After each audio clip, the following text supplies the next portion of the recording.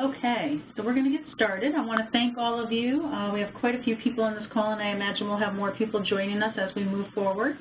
My name is Debbie Luke. I'm the Senior Vice President of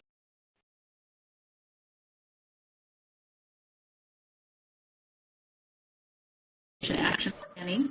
The two of us are going to share some really exciting movement forward with our Shark and Ray Conservation Action Plan.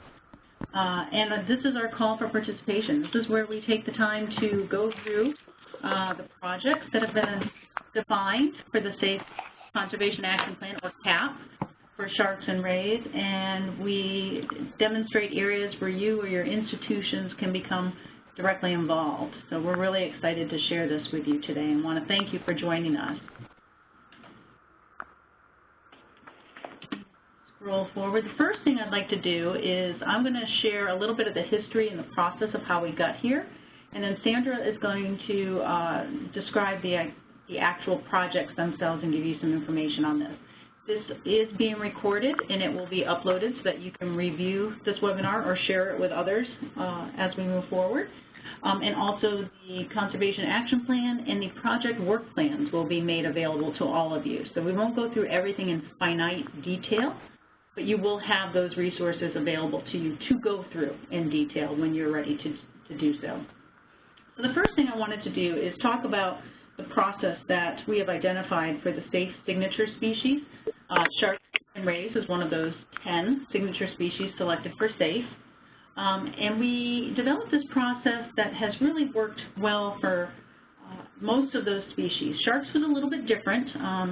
It was started by a different person in our office, and it kind of took a different approach, more legislative, and then it kind of came back to us, and we put it back into this model. We fit it in a little bit backwards, but we're at the point where it's in the same place as the rest of the signature species and how we came about the CAP at this point. So the first thing that we do typically is we want to make sure that SAFE is a collaborative process. And it's a collaborative process not only to develop the CAP, but it's a collaborative process to implement the projects, to move them forward. So to do that, the first part is to connect to stakeholders to discuss what the gaps on knowledge are, what the needs and conservation needs are for the species.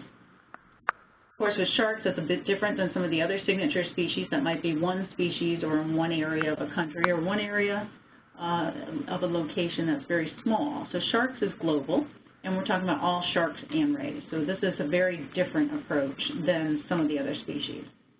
Once we identify some of the key actions that are needed for sharks and rays, then we align the strengths of the AZA community with those prioritized conservation actions. Now, this was done in a few different ways. It was working with a lot of the different stakeholders, external NGOs, government agencies, and so forth, but it was also working with within our community by talking to the TAG chairs as well as the SSP coordinators for all the Shark and Ray SSPs within AZA, and then shared with their steering committees to go back and forth. So it was very much a collaborative process. From there, those individuals, those entities all work together to identify what projects would be included in the CAP, and those are the scientific conservation actions, that bottom blue circle on your right. We are still identifying the public conservation actions. There are some that are integrated within the CAP. As a matter of fact, there's one project that says public engagement project in the CAP that we'll talk about in a minute. But for that green circle on the bottom, public conservation actions, this is a much more holistic, global focus. How do we get all of our members involved in one or two specific areas so we're all working together? That's coming in the future.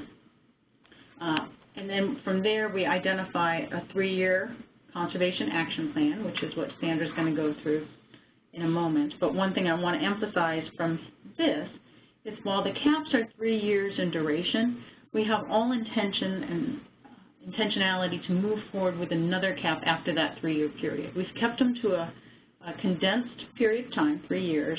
They are adaptively managed, so we can change the course or the direction if we see that we need to or we're not making progress in a certain direction. But we have the full intention that as we come up to the end of the 3rd year is where we develop a whole new CAP moving forward for the next 3 years. And it may still be some of those same projects that are included, or it may be something new because something else has happened in the world that we need to change our direction. the intention is to continue moving forward with the sharks as time progresses. From there, we need to pick AZA institutions, somebody from an AZA institution to help coordinate the projects that are included in the CAP. And that's what this call for participation is. This is us asking you to think about if you want to become involved in these projects and if you want to be a coordinator for these projects. One thing to point out about this is a coordinator is just a coordinator. It's a very important role, but it is a coordination role. The point, and you'll see this as we move forward, is that the coordinator is not the manager or the, quote, boss of the project.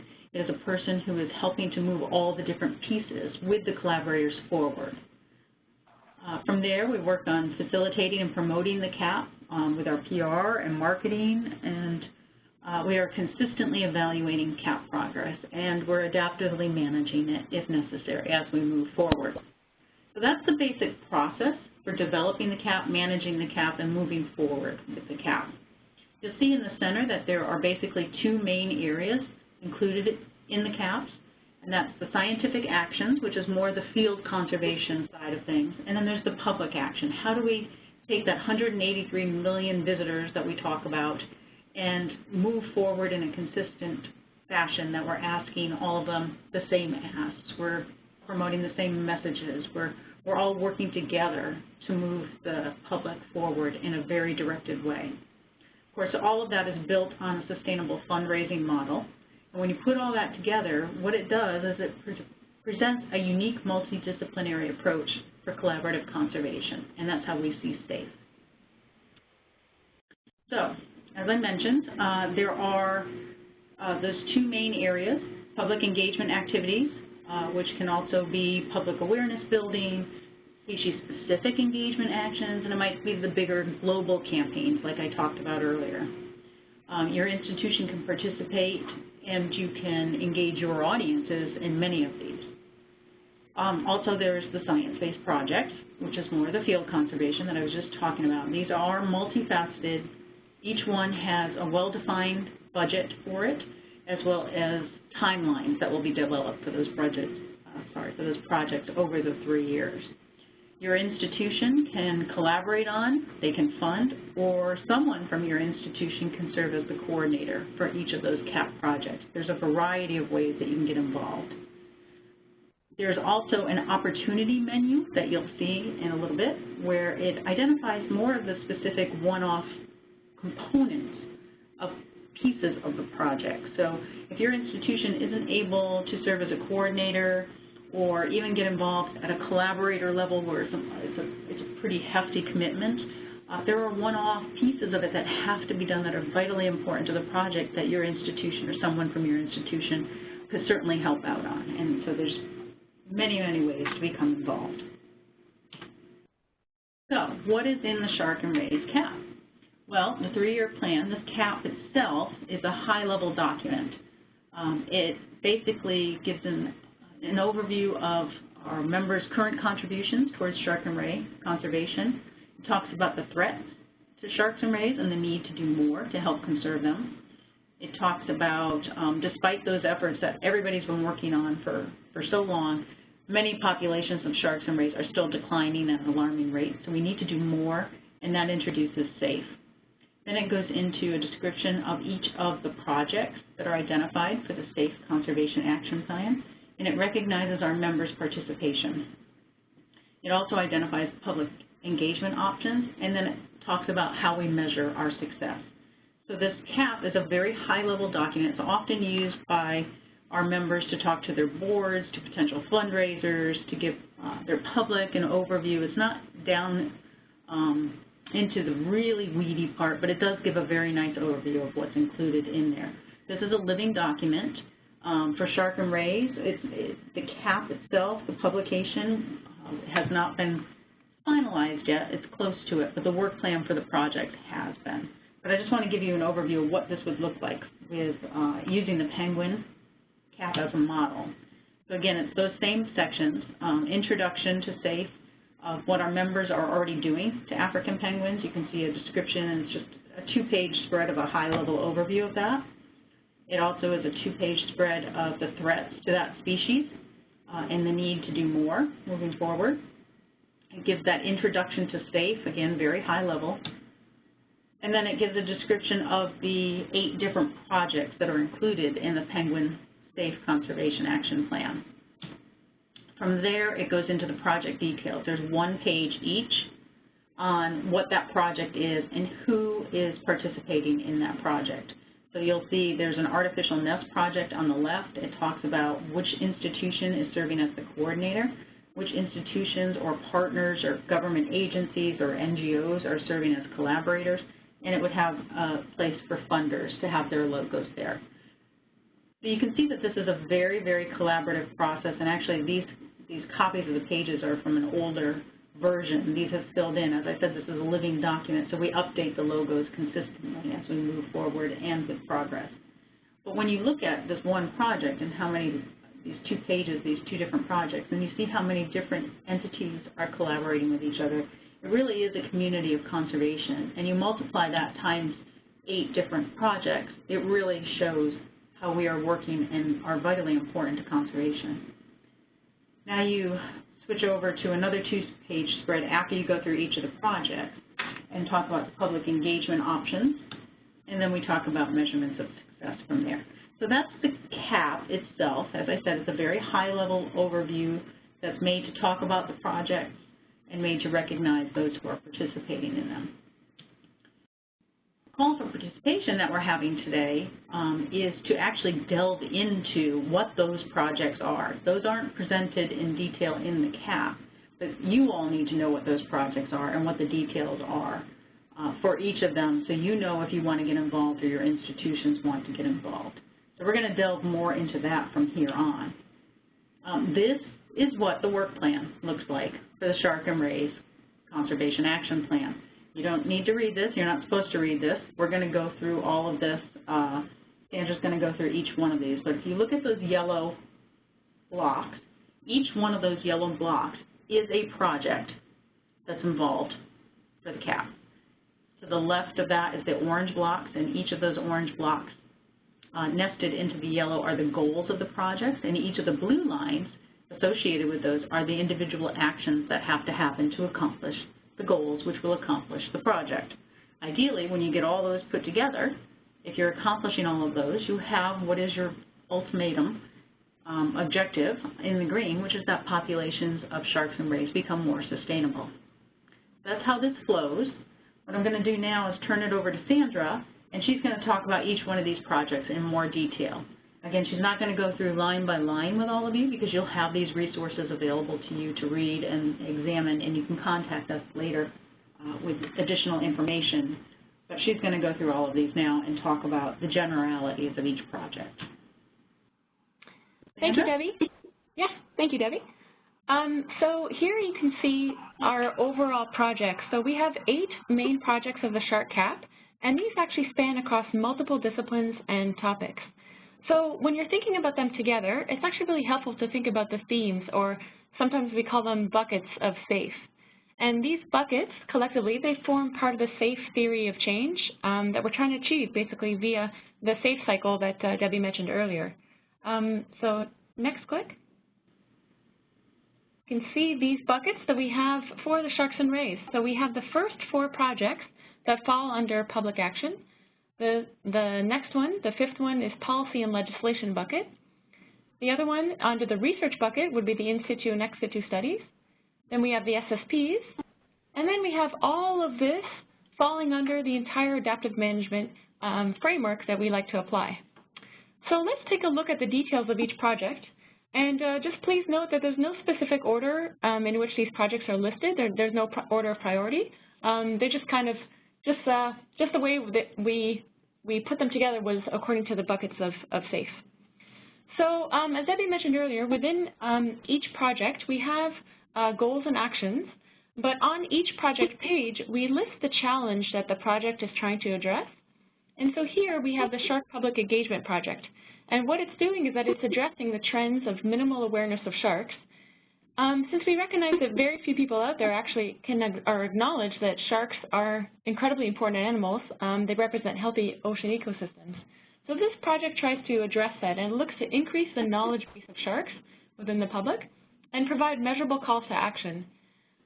So I'll note here again that you see the goals and actions, and just please keep in mind that once a project coordinator is identified, he or she will have collaborators, and together they form a project team. And one of the first tasks of the project team is to actually review the project in its entirety. So we've learned from other safe species that while the project itself remains and the goals might change very slightly, the flexibility and adaptability part of the adaptive management framework that we're applying, that remains in the actions and the general actions needed. So those specific words, they can change a little bit.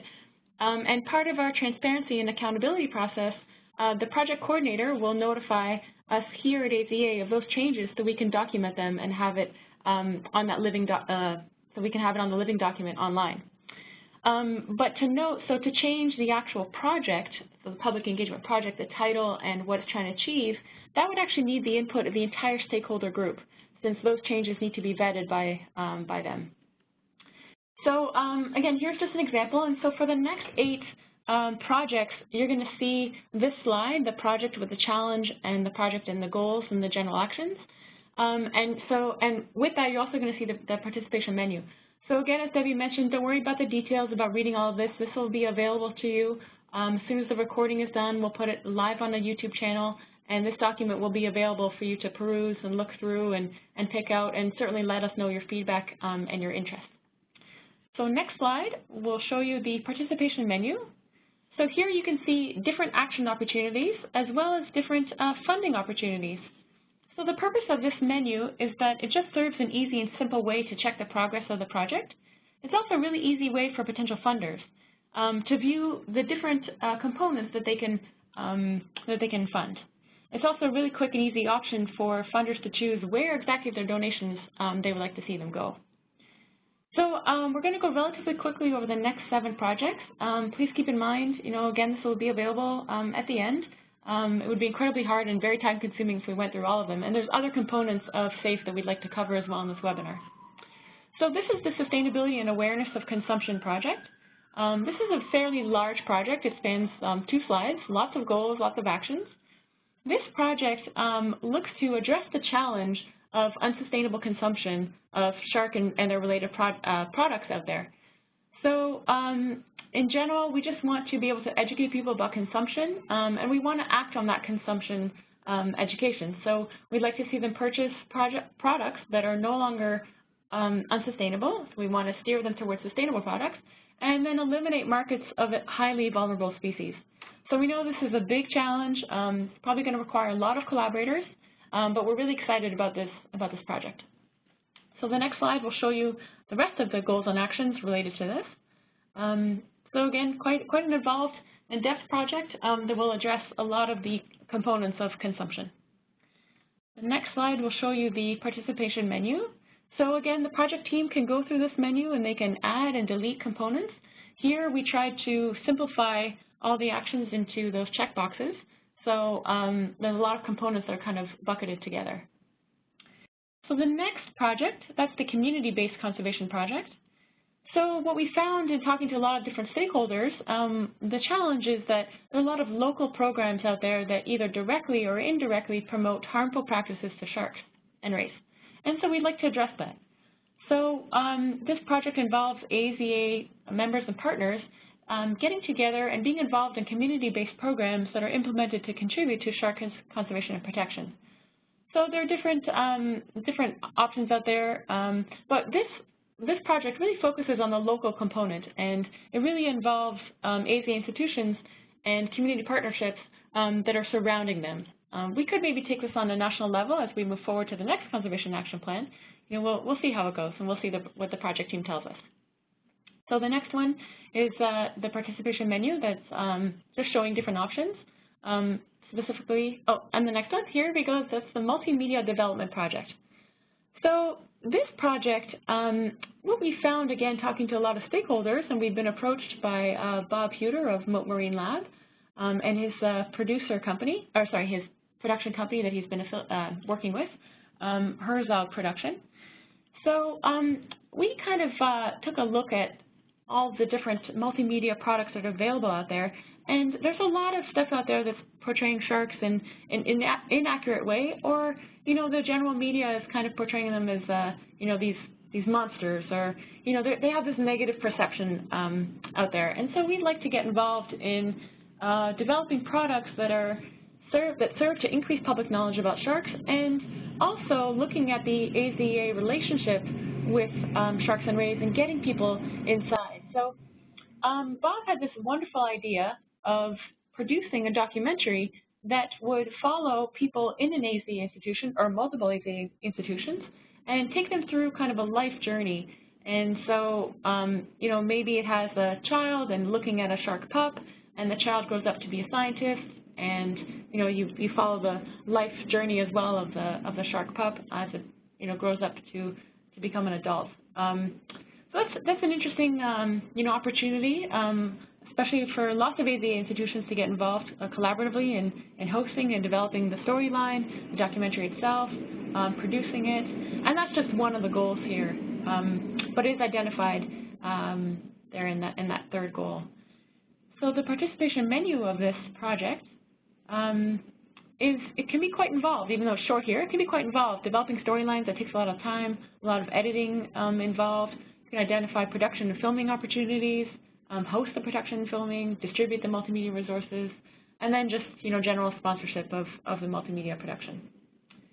The next project, this is highly involved, very specific policy and legislation project. So specifically in the U.S., but also, you know, internationally, there's a lot of gaps in policy and legislation that we can work together to positively influence the management of sharks.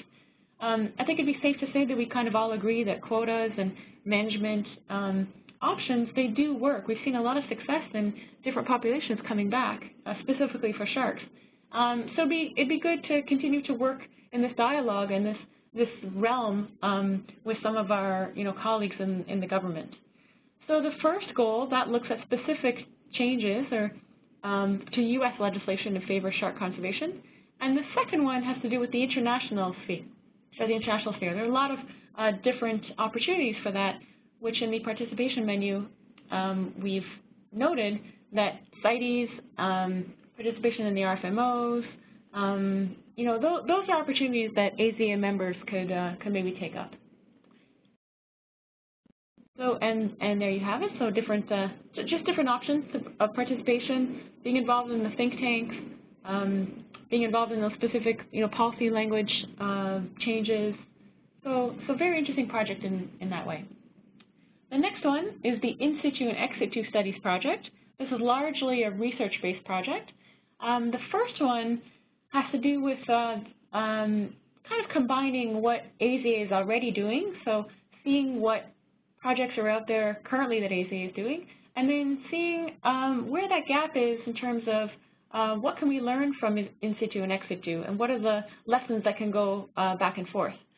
The second project has to do with supporting the Global Shark and Ray Initiative that has already been put out there by WCS and their very strong team. Lots of different partners on that, Shark Trust, Shark Advocates, so a lot of different partners there, and they've already identified some very interesting projects that we think that AZA could possibly plug into or we could help support. And so just beyond the GSRI, there's also other species-specific plans like the conservation strategy for sawfish that's already also been established. So there might be some ways that we can be more involved in there. So this is quite exciting because this could span a huge amount of institutions in many different areas. The very last action has to do with the data deficiency that's been identified by the IUCN and their team. So maybe AZA could help reduce the data deficiency of shark species in their populations. So next has to do with the same participation menu. So different options. We can be involved in cataloging past and current research projects, designing and conduct a gap analysis, and just seeing where are the different areas that we can plug into. The next project has to do with the SSP Sustainability Project. So we have a lot of different shark SSP programs, and rays, of course, spotted eagle ray, large tube sawfish, longcomb sawfish, so lots of different ones. And with the other safe species that have had an SSP component, we've developed a project to not isolate them, but instead to bring them in. So to work on their optimization, their maximization, and just see where we can kind of work together. So we're going to look a lot to the program leaders to help guide this project. It'll be interesting to see how we develop the project coordinator, because they're going to have to work very strongly with the program leaders. And maybe it's everyone all together and it's a project coordinator team. So we'll see how that works out. So here's the menu option for that. You can become a member of the Shark and Ray SSP programs. You can breed and transfer sharks and rays in your care in accordance to the SSP breeding and transfer plan. Promote the projects, of course, to your visitors. And so for the funding opportunities for, a donor, that's yet to be determined, and we're going to look very closely to the project coordinator and collaborators, the team, to help us identify some of those funding opportunities. Now, the last project, this has to do with the collaboration project. So this has to do with just maintaining communication, maintaining this whole process as adaptive and collaborative as possible. This has to do with continuing the development of the implementation process, evaluation, just ongoing management processes. So this project largely falls on our heads, on our shoulders, and so it's a very involved project, and it has to do with learning from the other safe species and developing tools as needed. So this project will actually, the coordinator will reside at AZA. Next slide. So you can see just how big this project is. And then the next slide as well, huge amount of participation menu, but you can see the first one is checked off. The AZA Safe Project Coordinator will be sort of, Debbie and I and our team here at AZA. So a lot of involved options here, including building consensus building models, maybe bringing in Marathi as a project management software tool that we can use, that we can apply. Importantly, developing the next year, the following CAP, the 2018 to 2021, will be very important. So we need to keep the information flowing. We need to keep it fluid, transparent, and of course accountable.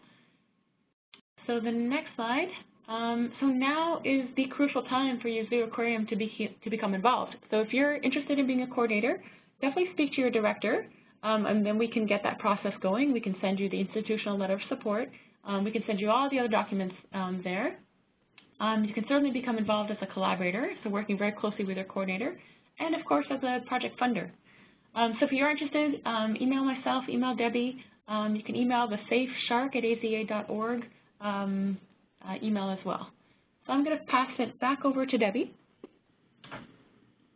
That's great, thank you. And I wanted to just take a couple of minutes to go through what our coordinators typically do, and we've been learning this as we move forward with some of the other species, and we put together a process that describes how to implement a project and then manage ongoing management of that project, and there's some general steps that seem to be consistent across all of the SAFE CAPs.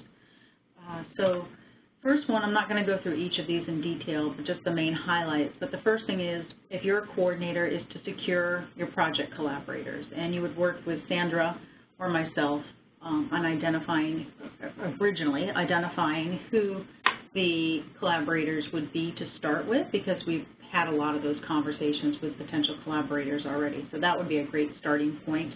And then from there, you would work with those collaborators to identify further collaborators if you need them. After you do that, you would have your project team together. Again, that's a fluid, dynamic process. So as you move forward, you may add more collaborators. Some collaborators may step out because they're not necessarily involved anymore. It's a changing dynamic atmosphere. But you would work with that project team to look at that work plan that you just saw for your project and review it. Oftentimes what happens from the time that we make that work plan with all the different stakeholders and the time that it actually gets implemented, some things have changed. Things in the world have changed, issues have changed, some things may have already been accomplished and don't need to be in that work plan. New things may need to be added that we forgot about. So you would work with your project team to really go through that work plan in detail and make sure all those action steps are in there that you need to have in there. As Sandra mentioned, those project goals themselves remain consistent within the project, but those actions can be revised if it's necessary, as can the menu options. As you go through it, you'll see that you can add more options to those menus for other institutions or organizations to become involved. From there, you would look at that new work plan, and you would look at a temporary initial budget that we'll put together based on the first work plan, and you would revise that budget to meet the needs of the work plan that your team put together. We want to make sure that we have all the costs identified so that as we fundraise for these projects, we can make sure we're meeting the needs of the project moving forward. You would then work with your project team to identify the 3-year timeline. So we know that many times within a project, some actions can happen simultaneously, and then sometimes some actions need to be sequentially ordered so that you have to accomplish certain actions first before you can move on to the other actions. So developing that timeline over the 3-year period.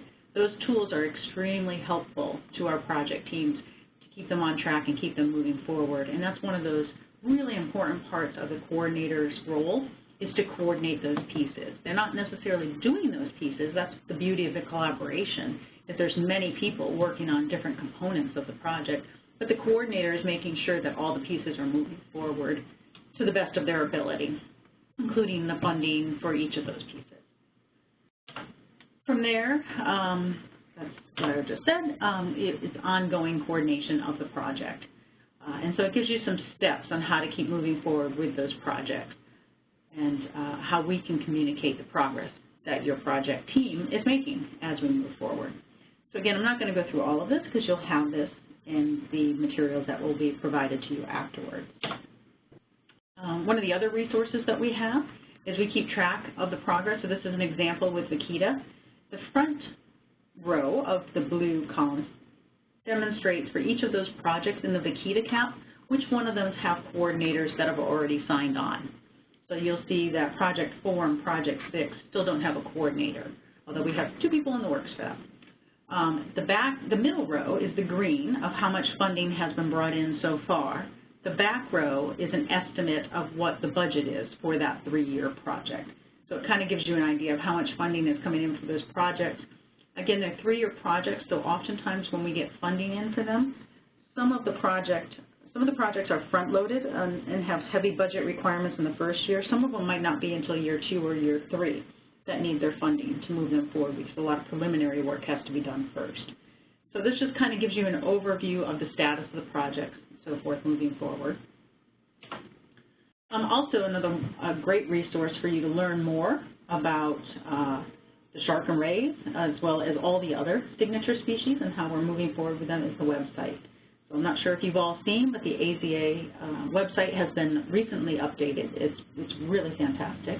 If you go to aza.org/safe, you'll see that you can look at the signature species, and you can pick one of them and go in and learn basic information about those species.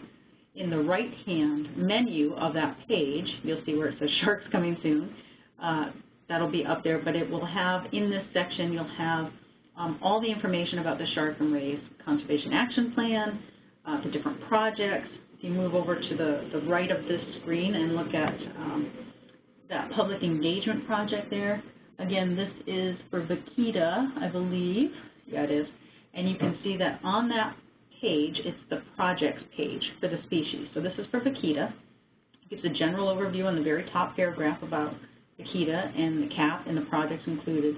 And then you'll see those buckets in orange there, right below that, that talks about the buckets of projects and the categories. And then underneath that in the red font, you'll see the individual projects, which are links to lower in the page for each one of those projects. And right there is an example of the public engagement project for Vaquita. So you'll see that there's a place that says Project Coordinator, and that happens to be Dave Bader with the Aquarium of the Pacific. So his name is there, and there's a link. If you touch his name, you can send him an email directly. It also gives the logo of his institution to really demonstrate what that institution is committing to this project. You'll also see that he's worked very hard and identified numerous project collaborators, and all their logos are listed there. And you'll see just below that, in little writing, project funding opportunities are available, and it's been partially funded, this project. So it kind of gives you the status of where we are for funding. And then below that, there's the project description and the conservation challenge addressed. Again, those are the same things that you just saw in the pages that Sandra shared with you. What is the challenge to the species? What is the project? And how is the project going to address that challenge? And then you'll see critical actions to date. And these are just little bullets that go down and say what has happened so far in the project. So it's basically highlights to fill people in. And, oh, they're making progress, and here's where they are on that. Also, AZA's new network, the network groups, that's been in existence, but again, with the changes in the website, this has all been upgraded, and there's quite a bit more people can do on there. So there have been several network communities established for SAFE. There is an all SAFE project coordinators network, and so basically this is available for everybody who's a project coordinator, despite which species they're working on. And this has really been very helpful to integrate learning processes and resources and increase efficiency and effectiveness, because the coordinators themselves can talk about how they started implementing, how they're managing, challenges that they have, ways that they've moved forward. So it's a really great resource for all the coordinators, despite which species they're working on, can work together. There's also a coordinators network for the species themselves, so a species-specific coordinators network. So for sharks and rays, there will be a coordinators network so that everybody working on the shark and ray cap, all of those projects, will be able to talk to each other, because there is a lot of overlap between the projects in different ways. So again, how do we increase communication and efficiency? That's one of the ways that we do that. And then of course within the CAP, there are the different projects that Sandra just went through. So each project team will have a network so they can share resources and talk with each other. So this has all already been put in place. And then ongoing efforts, things going forward, you've probably heard about the implementation task force that was developed for SAFE. Dr. Patty McGill from Dallas Zoo is leading that, and she has been tasked to lead this task force into doing a couple of different things for SAFE. As we've moved forward with implementation of many of the projects with some of the species, we found that there's a lot of challenges with that. There's a lot of things that are developing and a lot of opportunities to move forward. So we've pulled together a large group of individuals from different AZA institutions to start working on some of those things and to develop consistent and standardized ways of moving forward with SAFE, so we're transparent as possible. But one of the things that she is working on with that group is to develop SAFE member-sponsored species. And this is different than the signature species. So the signature species is what sharks and rays are. It's those 10 signature species get a lot of resources from the AZA office to move forward, including fundraising and coordination and so forth. The member-sponsored species is more an effort led by our members themselves working together. There's some requirements for that. Multiple institutions have to work together to help move forward conservation with different species. So you'll be hearing more about that at the AZA annual conference, and that's hoped to be launched in January.